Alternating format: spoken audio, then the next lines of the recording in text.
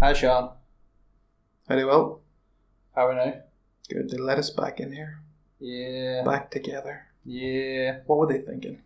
They weren't thinking. Thank God they weren't thinking. Or else what else would we do to that? I'm hungry. Feed me. Feed me more.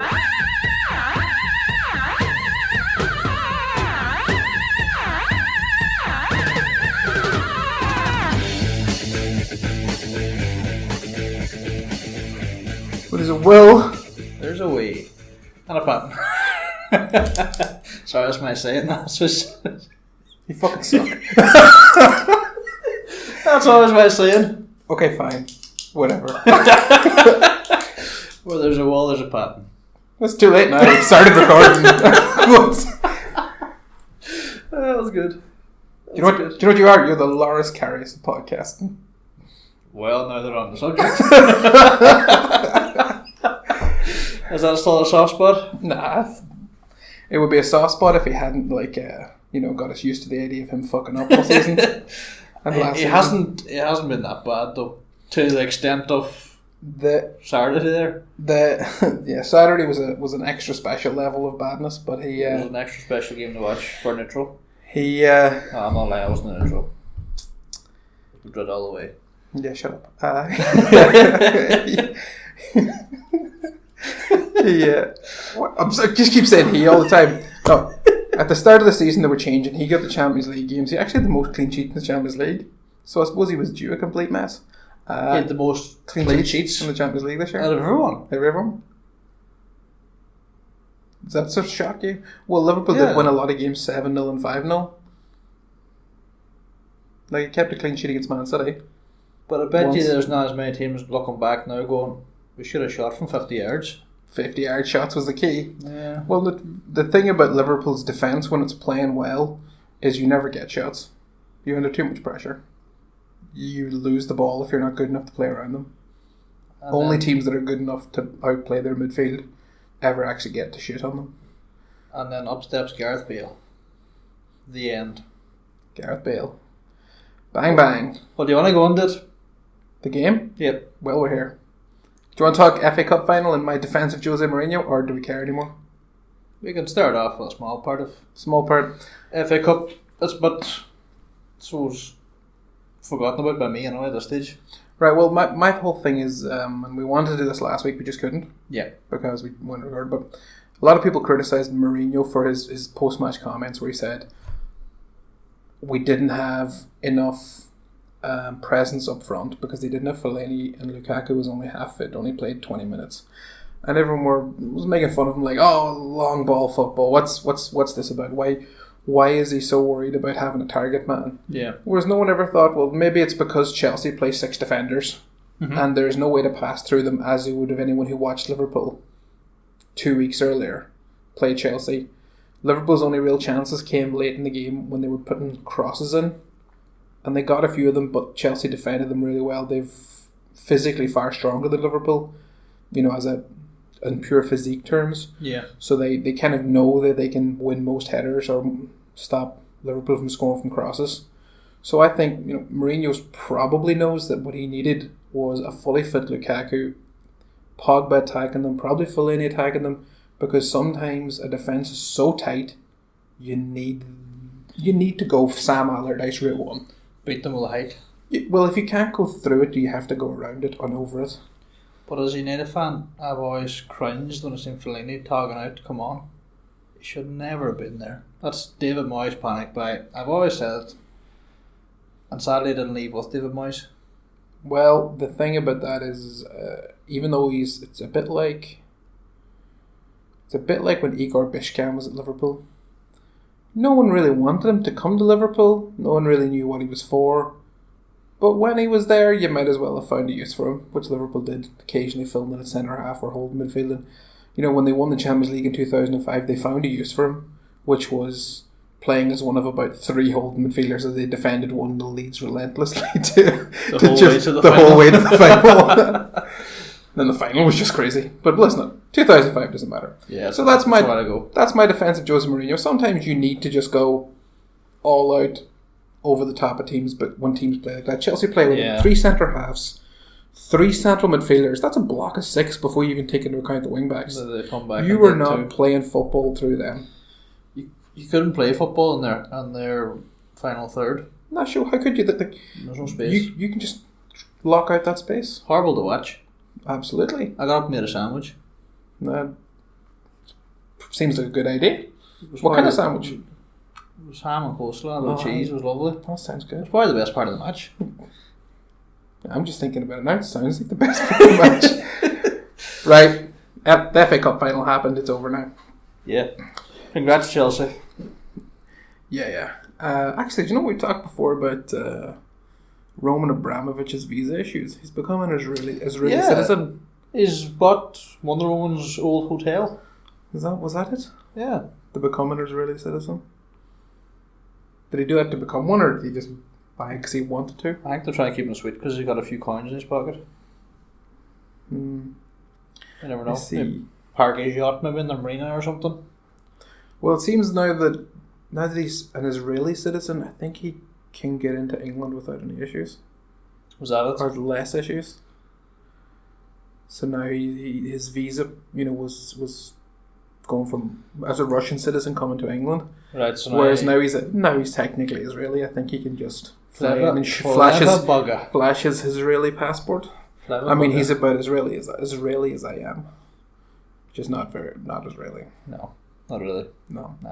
Right. So on to a more recent game. Yeah, I'm looking forward to this Champions League final. I do feel the conversation you and I had on Saturday night should have been held until now. By that, do you mean our WhatsApp conversation over Sergio Ramos? Yeah, it got quite heated back and forth. Filthy fucker. It's just I quite enjoyed it. I feel it would have been better if we even escaped the conversation and we would play it now through the middle of this podcast. We're not supposed to really agree. This is a Liverpool fan versus a Man United fan. The chances of us agreeing, especially when we're talking about a game that involved Liverpool, should be pretty slim. But I felt that you were, and here's a word for you, besmirching Captain Marvel, Sergio Ramos. I was besmirching Sergio 24 red cards. Ramos. That's passion. 24 red cards. It's passion. Do you know Ken Early of the Second Captains podcast made a point that the ref is watching pretty much everything he does, and it's like he's just happy to be there. He's not even sure how many yellow cards he give out the whole night.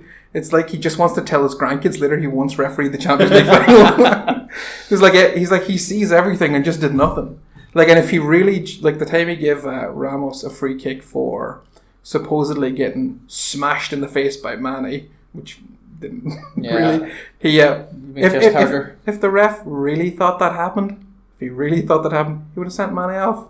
But it's like Manny's a dirty bugger too. Sure, it's like he knows that Manny didn't do it, and then he goes, "I give Sergio a free kick anyway because if I don't give Sergio a free kick and something happens, well then Sergio might be angry at me, and Ronaldo might be angry at me, and then I have to deal with Real Madrid's fans." That was just the Ken Early theory. He just seemed happy to be there in awe of the Real Madrid players. Right, but what is your theory? On what? Which part? Start at the beginning and Ramos is in there after 30 minutes? 20 minutes. Oh, you're talking about Ramos and Salah? You may as well. Right, so I think it was a major topic. He goes in, he wins the ball, Salah's not getting the ball, a Real Madrid player picks up the ball. The ball is gone. He decides, I'm going to just take his arm here and I'm going to roll over the opposite way I'm falling on top of his arm. And it's like, he probably didn't mean to. Of course he meant to. This is 24 red cards in his career, Sergio Ramos. This is a guy I've once seen kick Messi, then drag him off the ground by the collar as if to say, get up, how dare you go down after I kick you. Isco picked up the ball. It was, a yard away? That's about 5 yards away. I do not doubt for a second that Ramos intentionally took him down. Yeah. That 100%. I 100% agree. He's intending to leave a mark on him of some kind. But I don't believe for a second he intended to actually injure him. I don't. I've watched it umpteen times since we had the conversation. So what is the intention if not to Put him on the physically floor. impose him? Put on the floor. And what happens when someone puts you that hard on the floor? You get up and the ball's away. You might 20 get yards away. But surely a man who's committed as many fouls as he has in life knows that there's every chance of players getting hurt there. Make him sound like Charles Manson. Did you see the European Judo League? No. They said that what Sergio Ramos does is illegal in judo because it's too dangerous. It's like everybody's involved in this. I've watched it, and he does take his arm down, but halfway between where they started falling and hitting the ground, he lets go of it. It's just caught under him. If he was actually meaning to roll on his arm like that, he was going to hang on to it. He was going to hang on to it, but if you watch it in slow motion, he lets go. But why does he roll anyway? He's a superstar. He doesn't need to explain himself. Yeah, so maybe he doesn't mess his hair. He didn't want to get the front of his jersey dirty like Gareth Bale did when he scored and got all the green because he has to lift the trophy at the end of the game. Yeah, no. It's possible. Nah. Well, you know what? We'll get him on next week and we'll ask him. Ask Ramos? Yeah. Yeah, you got his number? Me and him are tight. Yeah. That's why I know he didn't do it. Alright. Do you want to know how I did know he did do it? Because you back and forth. It's like ping pong. Because you and him are tight. Definitely did it. Definitely. Captain Marvel. I don't care what he is. He lifted the Champions League trophy 3 years in a row. That's phenomenal. And? No, phenomenal, full stop. And? That's about it. Do you agree he's a dirty fucker? Oh, he's a dirty fucker. But that's okay. He didn't mean to injure Salah. Oh, come on, look. He may not. He kicks Messi off the pitch, don't doubt. He, no doubt, was intending to, as the saying goes, leave a mark on him. He knows there's every chance he hurts him bad enough to put him out of the game. The fact that I think it's a broken collarbone he has. Although it seems to be not too bad. Salah should drink his milk and fucking man up.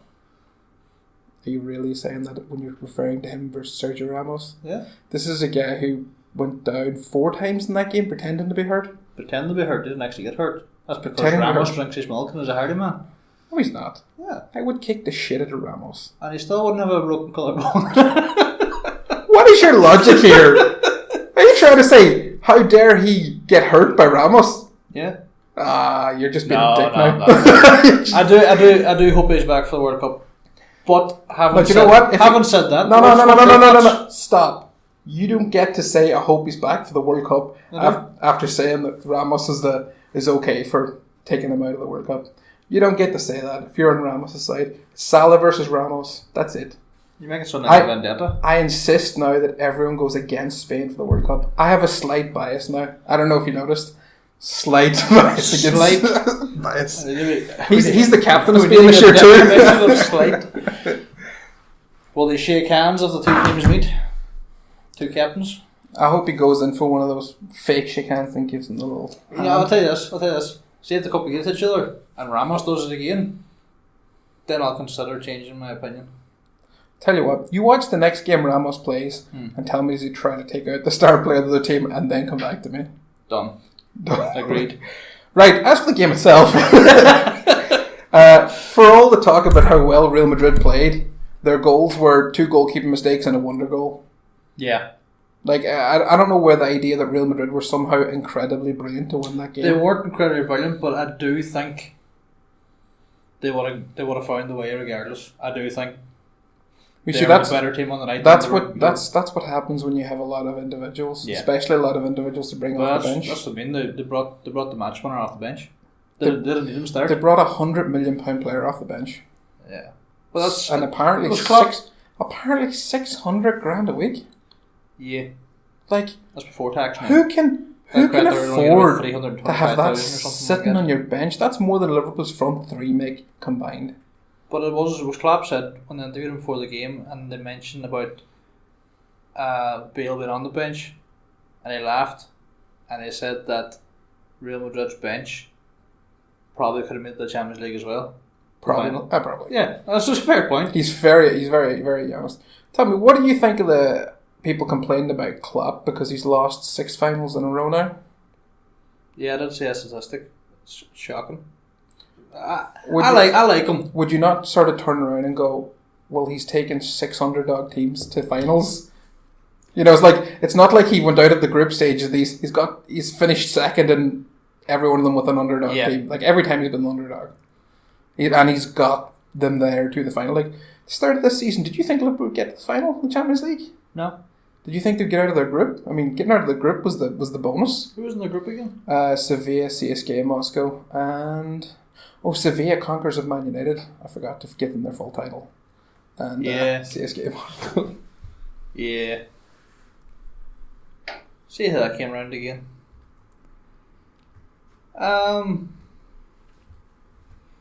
Yeah. No, that group, they would have got through that group. They were strong enough to get through that group, especially the way the season started for them. Losing and him turning it around. Yeah. But no, I would never imagine I actually didn't think they could pass City. Yeah, they to be honest. Their performance in the first leg against City, where they went 3-0 up at half time, then shut up shop in the second half, was probably the best performance all season. Van Dijk was just cleaned everything up. City could do nothing. In fact, what happened that night is City only had Sané out on the wing, and the rest was kind of like playmakers. Yeah. And they kept going to Sané over and over again to stretch Liverpool. But by about 60 minutes in, Trent had kind of figured it out and was just nicking the ball off him before it got to him. It's like they had read it. It's like people give Trent a lot of credit for that game, and he was brilliant in that game. He was good. But it was so obvious what City was doing after about 60 minutes. It was like, play it about, give it to Sané. Eventually they were just like, well, we'll just wait for them to give to Sané and intercept it. We'll just wait. Like people who've analysed Klopp's coaching before see his defending as kind of like setting traps for people to intercept the ball. So they're just waiting. They go, okay, that's where they're going, and they just trap them every time. Okay, first goal, Benzema. Thoughts? Give me your thoughts. My thoughts. Well, I'll tell you exactly how I seen it. Ball went over the top. Benzema took the foot off the gas. Karius was coming out for the ball, and I turned my head to speak to my daughter. And next thing I hear the roar. Looked around and seen Benzema running off celebrating. I actually missed the goal because keeper was collecting the ball comfortably. I turned my head. Apparently that happened a lot in the stadium too. I've seen some reporters say they all looked down to write something in their match report and looked up and they saw the ball going into the net. What happened to me is I actually had to go out of the house at half time, and by the time I got back, that goal had happened. Were you there to see Manny's? Yeah. Okay. So I was when I saw it back, and kind of I told you before, but there's like a lot of the reason that Karius is in the team is his distribution. And he really does have good distribution. And it's like he caught that ball and immediately was going, well, I got to get this to Lovren so that we can immediately put them under pressure. Because I think at the time Salah had gone off and they weren't playing as well. They didn't have the pace up front to press the back line of was actually pressing the fullbacks essentially of Real Madrid. Liverpool were kind of like letting Varane, occasionally Ramos, just have the ball, and they would wait for it to kind of get to, they would sort of just mark everyone, they would wait for it to get to Casemiro, and then they would pressure Casemiro because I think they were setting traps for him because they thought maybe he was the least effective passer in the Real Madrid midfield. Yeah. Well, I mean, saying that is like, it's not an insult to Casemiro. It's just he's in a midfield with Toni Kroos and Luka Modric. Modric was something else. They're sensational players. He was something else on the night. But that's the thing. So it's funny. We talked before about the way people in England and people in different countries see central midfielders. Yeah. Luka Modric was seen in the position he's in now when he was back in Croatia. Was Croatia? Yes, Croatia. Yeah. Because I remember talking to a Croatian fellow before he ever left Croatia, and they were telling me about him. He was deep in midfield, picking the ball up, could go past people, very strong on the ball for a small guy, and make things happen. As soon as he came to England, they were playing him like a number 10. They were playing him off a lone striker, and it took a little while for Tottenham to figure out what he was supposed to do. Playing him behind Darren Bent. Yeah, and so then kind of like he went to Real Madrid, and Real Madrid were just like, well, you're a central midfielder. Because now he's in Spain, where a central midfielder is a ball player. and plays and gets on the ball deep, gets on the ball out wide. You know, he's all over the pitch, linking play. It's not just you're up front trying to make things happen, and back in midfield are people like Eric Dyer, who are defenders. We've spoken on him before. Goal of the night, Bale's first. There's not much argument really. No, there's not. It was jaw dropping. I mean the choices. That goal, Mane's goal, which was a tap in from 2 yards from a corner, or 2 goalkeeping mistakes. So out of the 4 goals, it's not really hard to pick. The overhead kick is the best goal of the night. Or something else. Especially as a bad cross. Like people compared it to Ronaldo's in the semi or quarterfinals, but Ronaldo had a perfect cross. It was just sitting up lovely for him. That was a bad cross, and he had to twist his body to hit it. But it's how it left his foot. It looped up and over. Yeah. There was no enormous power like Ronaldo's was or like Rooney's was. It looped up and over. It beat the keeper. No keeper was saving that. Nobody. David De Gea. They wouldn't have said that. You think so? I don't think so. I think you wouldn't have made an attempt on that. It would have been an attempt. I think he might have saved it. I don't know. I just think when I watch Karius back jumping for it, Karius jumps and puts his hands down. But when you actually watch it go in the net, it doesn't go in the corner. But it's like 2 yards, 3 yards inside the post. It's Buffon said it. When Ronaldo went up and made contact, he wasn't moving. He was astonished looking at what he just seen before the ball even passed him. It's just like a ripple effect. But as well, you can't really predict that's going to happen. No, the goalkeeper's focusing on the ball and not the individual player. So all of a sudden, Gareth Bale twists himself and hits that ball. It's probably in the net where Karius is fully aware of what's going on. I liked Rio Ferdinand's commentary on the goal when they asked him about it afterwards. He just said he had no right to score it. What's he at? He had no right to score that. Yeah. It was a great goal. There can't be much argument. But that's, like I said, that was all real, really. That was the only goal they scored themselves. That put them in the driving seat. Liverpool really didn't come at them as hard after that. I think they just couldn't. And you found, the thing that I found was when Mane, who was their most dangerous player, was playing deeper and deeper as the game went on. Because he wasn't getting the ball. I think we've talked about this before. I've never really thought Liverpool's central midfield trio are the required standard. As I've said before, Jordan Henderson. Yeah, I've said here before that he's great at running around the pitch and picking up loose balls because he can run around. Well, in that case, why isn't he just running around a ball and enough rubbish? What's the difference? Hey, Maureen, Fellaini, alright?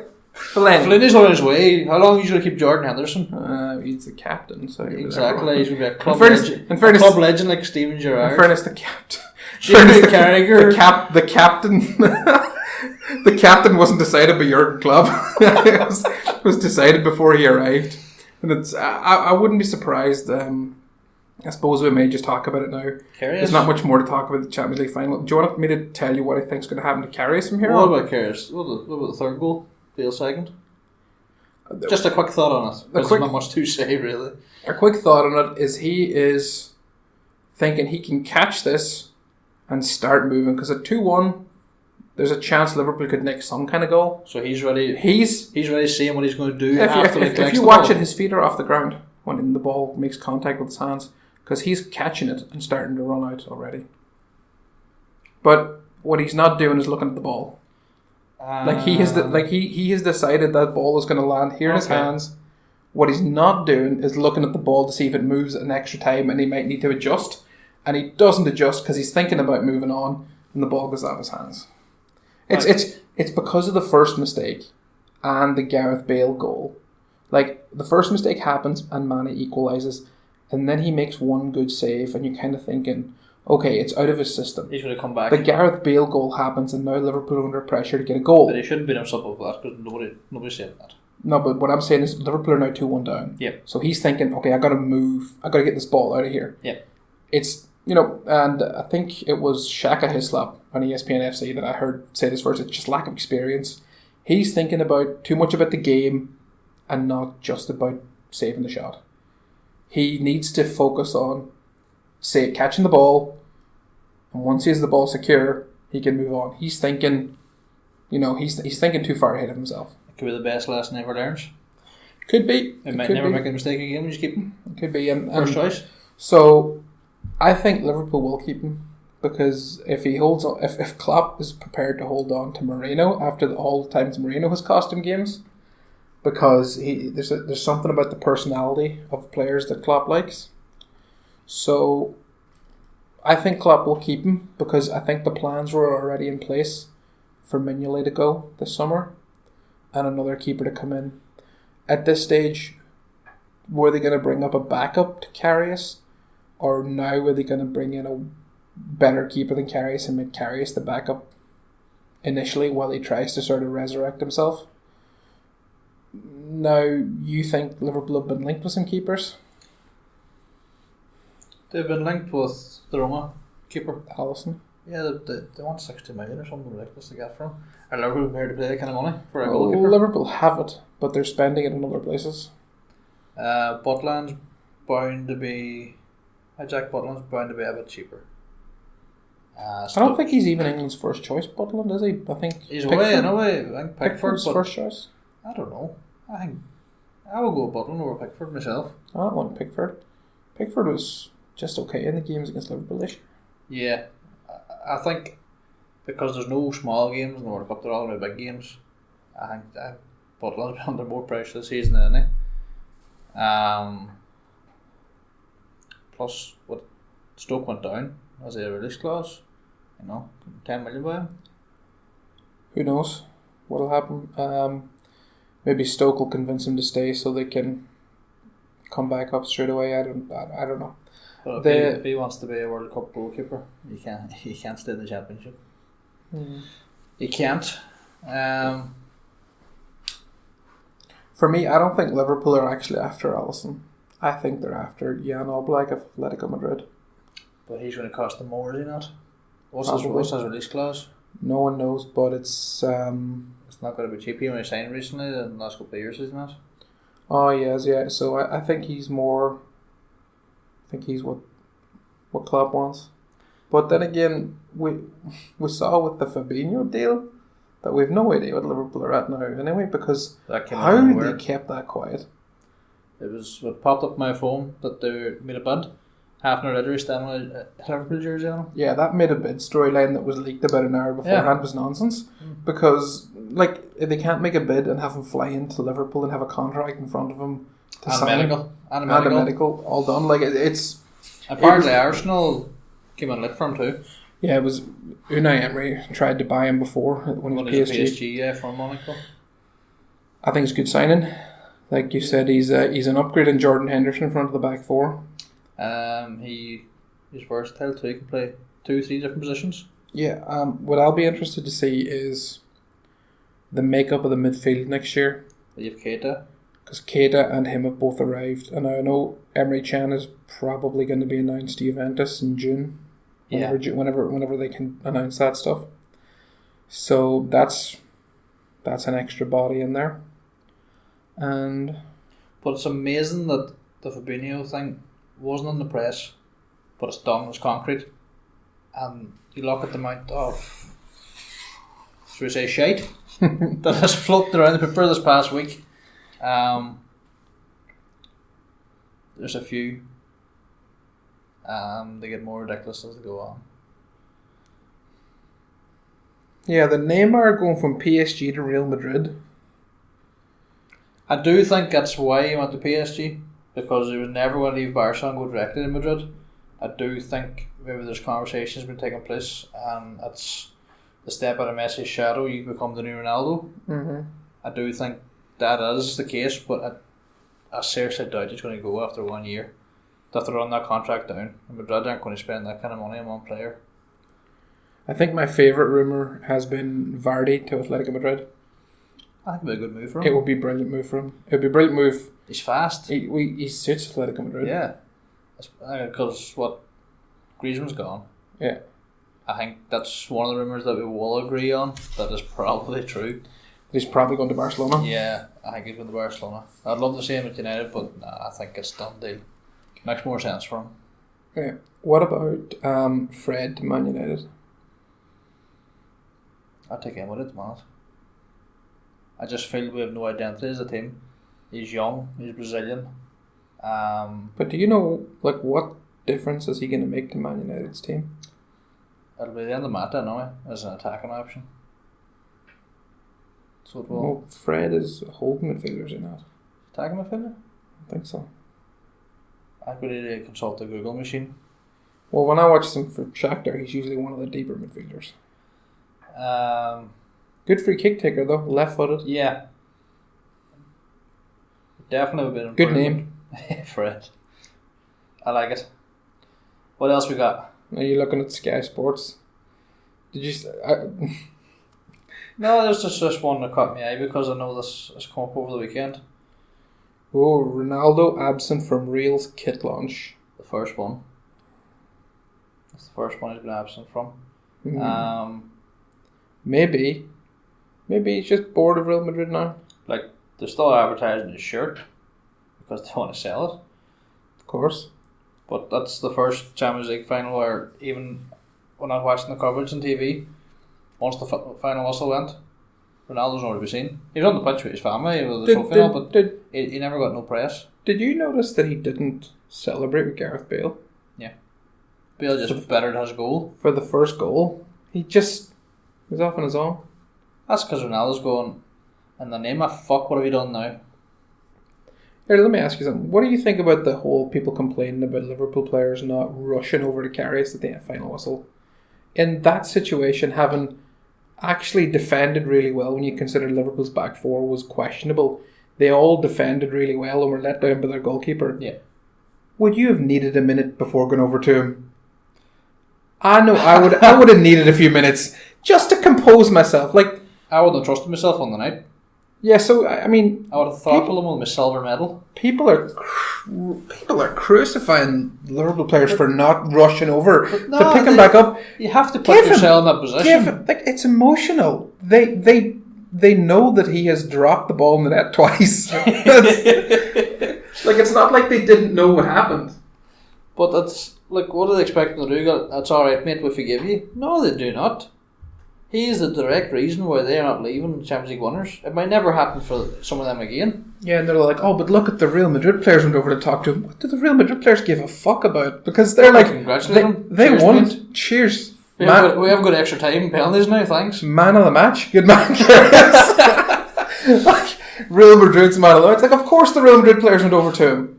But what are they saying? Well done. Good game. Actually, on Sunday, I got loads of these, like, funny memes and stuff to send you. I never did. I'm just showing you one now, and you can describe what it looks like. So it's Karius lifting the Champions League trophy in a Real Madrid shirt. That is brilliant. That's a good one. One of the best ones I've seen was the Karius is known for his good distribution. Just ask Benzema. What a great assist. That was a brilliant assist. I mean, he didn't even have to break stride. Oh, that's funny. That's good. You know what? It's probably a good idea we went into Tuesday now that I can laugh about this a bit more. Yeah. But I would love to have just recorded 10 minutes on Skype and played it in the middle of this pod between us joking about it and then the serious discussion and then the laugh afterwards. What did you think of that clip I sent you of him elbowing Karius, of Ramos elbowing Karius? I forgot about that. I don't think I seen it. I sent you on WhatsApp. Oh yeah, dirty bastard. It was happened just like 2 minutes before the goal. Yeah. So people were wondering, was he like a little bit dazed or something? That's why he maybe made a mistake. No, I don't think that's it. It was another sneaky, filthy. It's like the pantomime villain. Oh, where is he? He's behind you. Bam. Yeah, and then you're behind him. Giggity. Love him. Giggity. What is Quagmire over here? Giggity. Oh Jesus. What else we got? I'm not even editing that out. That's in there. You've said it. It's on record. What else we got? Alright, we've got some more stories there. Jack Wilshere going from Arsenal to PSG because he's out of contract. And they can't afford to buy PSG can't buy anyone because of financial fair play, which doesn't really exist. Jack Wilshere, though, I don't know. Is he going to make PSG Champions League winners? Is he going to make the team Is he going to make the treatment room?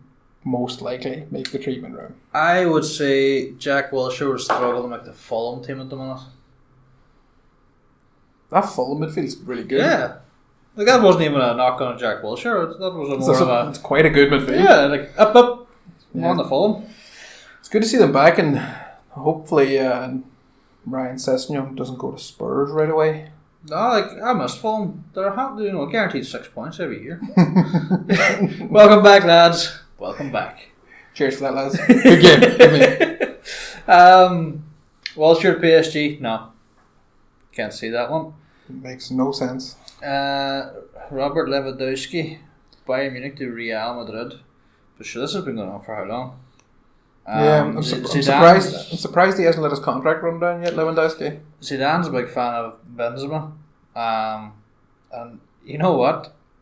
Despite the relatively easy goal he got, he had a good game. He dropped in and he worked. Yeah, this is what I was thinking about, because one of the reasons that Bale is supposed to be unhappy at Real Madrid is because he was told by Zidane that you don't get the exception Ronaldo does when it comes to working. So you got to drop in and do your defend and do your work, help out the midfield. You don't get the Ronaldo freedom. And you look at Benzema's play. People have been criticising him this year. Yeah. He works really hard for Ronaldo. Like, he was running the channels in that game, holding the ball up, bringing midfielders into play. That's not an easy job. No. Just actually on Ronaldo. Did you notice how Ronaldo wasn't great? I mean, he got that chance early in the game. He wasn't great. He couldn't get in it. He took Lovren on a few times. He took Trent on once or twice. And he took on Henderson. He lost every one of them. They lost the ball every time. See, I wonder, is there something going on behind the scenes? Because I know after the game he's going to announce his future in the next block of days. And he said he was going to do it when he joins up with Portugal for the World Cup. But that's basically saying what Bale said. Only after Bale won the Champions League, Ronaldo was just a passenger. For the first time for Real Madrid, he was a passenger. Yeah. Maybe his time is up. Time is up. They've won the Champions League so many times now. 4 of the last 5 years. What more is he going to do there? The funny thing is, a lot of people are asking, are they the greatest team ever? They're not.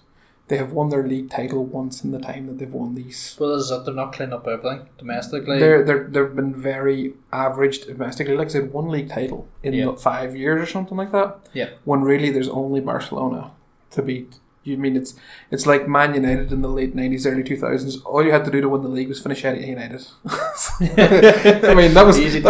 If United finished second, or if United didn't win, they were usually second. Yeah. Like, basically all you had to do was be, 1 point ahead of United at the end of the season. You were guaranteed to be champions. Arsene Wenger knew how to do it.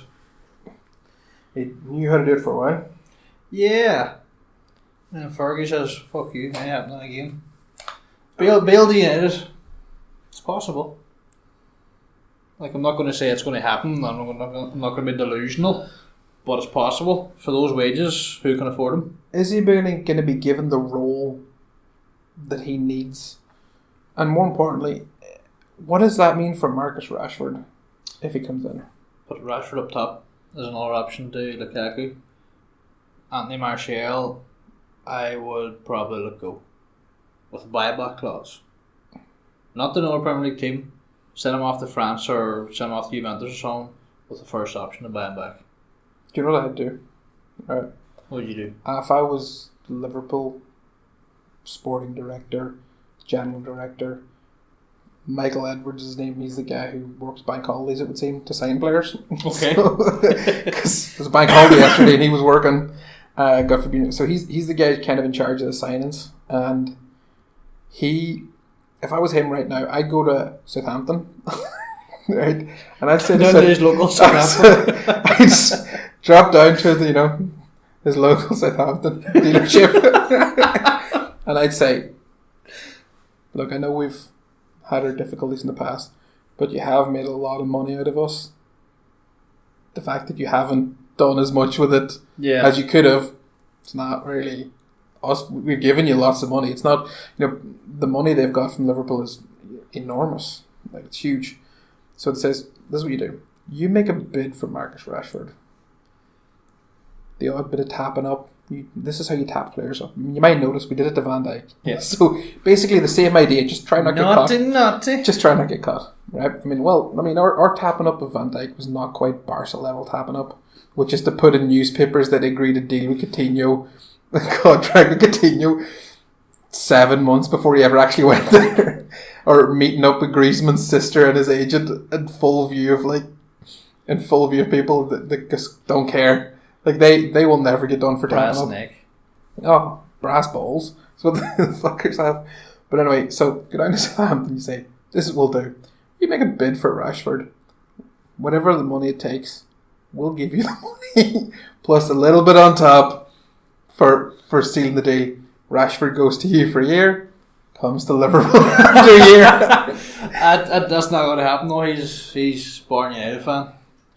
And what, is he going to wait for Mourinho to leave so that he can actually get in the team? Yeah, Mourinho will leave. I mean, probably. He doesn't hang around very long. No, I would say. I wonder if he's thought that, well, you know what, Mourinho's usually only sticks around for 3 years, so he only has 1 more year to wait before he's gone. I think he'll stick around longer than he normally does, but I don't think it'll be any more than maybe 1 or 2 max. So, you and I have talked before about he needs a Mourinho team to get the best out of them. Yeah. And he's still got a lot of the players, the leftovers of the Fergie era that were never quite up to it. The best players from the Fergie era that kept it ticking over, Scholes, Carrick, Giggs. Those guys just got too old. They moved on. They also, so Van Gaal and Moyes were in there, and their signings were not up to the standard. So now what you're thinking is they still need a little bit more time for Mourinho to get rid of all of the deadwood and bring in the players. But what is the actual way Mourinho's going to be playing? Like, if you were to ask me right now, what way does Conte's Chelsea play? Well, I go, 3-3. It's a brick 6 players defending, and Hazard basically up front with a striker trying to nick a goal. You see, I think Mourinho's playing the way he always plays. He just doesn't have the players to play the positions and the roles that he wants them to play. I mean, look at Chelsea when they dominated under him. Basically the same way United play, only they can't play. Damien Duff stood out under Mourinho. Yeah, I think, though back then, I mean, you had your Didier Drogba in the middle, you had your Robin on the left, and you had Duff on the right. And they tore teams apart. But I think their midfield were better at keeping the ball than the current midfield. Yeah. They had Lampard, they had Ballack. They had Essien for a while. The Essien. They had Makelele. There you go. Like, we don't have anything of that standard. I mean, Herrera's good on, he'll put on a shift, he'll throw his weight around.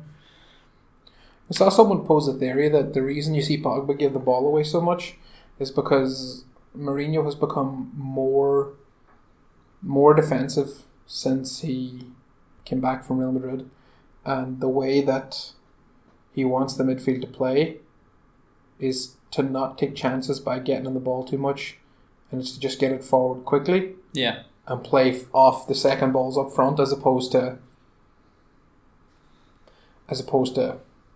actually trying to play through the middle. So when it actually comes to games where they are on the ball, they're not used to playing that way, so they don't know what to do. Like, you saw them against Liverpool. Like, they went long, they got into a weak spot in Liverpool's defence, they scored 2 goals, and then they Chelsea'd it. They did. Parked the bus. It was, well, don't get me wrong, I love the result, but geez, it was a horrible game to watch. I mean, even Liverpool didn't show up that day, so it was just 2 really average teams. I think, a lot of people were, that's the point of football is to score more goals, so United deserve to win, and the nonsense about who deserves to win based on things like possession and shots is just... It's grand, you get something in the ball, you're not going to score with it. Exactly. I remember Liverpool had 65% possession or something at Old Trafford, and people were like, oh, how could Mourinho do this? No, he won the game though. It doesn't matter how much possession Liverpool had that day. They didn't score. Eric Bailly scored for them. Yeah. So doesn't count. That's it.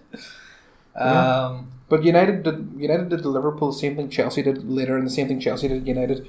You packed in that middle area very tight, and you couldn't move. Like, that's why Liverpool's front three didn't work that day either, because they couldn't move. One of the things they do is when they get the ball to their feet, they turn inward, they look for the next man to play 1-2s and get him behind you. Yeah. But they couldn't move because if Salah picked the ball up, Ashley Young was tight behind him and there was a midfielder between him and, say, Firmino. So there's nowhere for him to go. So the only thing that Liverpool could have done differently was if, say, they had a decent central midfielder, which they don't. Fair point.